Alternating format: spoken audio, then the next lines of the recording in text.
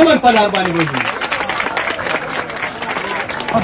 अस्सलाम वालेकुम, मेरा नाम लाइबा है और आज मैं इस्लामिया कॉलेज गेट की ग्राउंड में मौजूद हूँ, जो कि एक एक्सपो अरेंज किया गया है एक हेल्थ केयर की तरफ से, जो कि है हेल्थ केयर और बिजनेस एक्सपो है। और आज मैं आयशा फाउंडेशन की तरफ से यहाँ पर मौजूद हूँ और यहाँ पर अपना एक स्टॉल लगाया है, जहाँ पर हम जो है डोनेशंस जमा करें और उसके अलावा हमने कुछ गेम्स वगैरह रखी है और उस गेम्स का जो प्रॉफिट होगा वो हम एज ए डोनेशन आयशा फाउंडेशन के लिए इस्तेमाल करेंगे।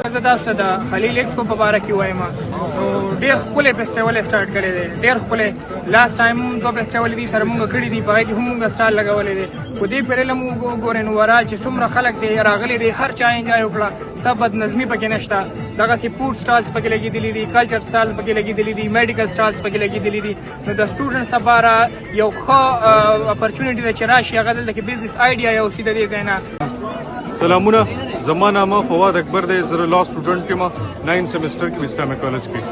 او خلیل سټوډنټ ارګنایزیشن چې کوم دا 3 ورځنی فیسټیول شروع کړی دی او لګولې نن چې راغی اخرنۍ ورځ ده او پای کې مطلب موږ خپل سواتی شالز چې کوم دي ډېر زیات مشهور دي په ټوله دنیا کې، اسلام پوری سواتی شالز. نو هغه د هغې خصوصیت دا چې دا ډېر زیات مطلب ټول پیور وولن نه جوړېږي، وړی نه جوړېږي او په ګوتو جوړېږي. زیاتره دا د دې په دې دغه باندې مشهور دي او موږ په خپله باندې دا شالز لګولي. تاسو کتلی شئ په دې سره ډېر ویرایټیز دي.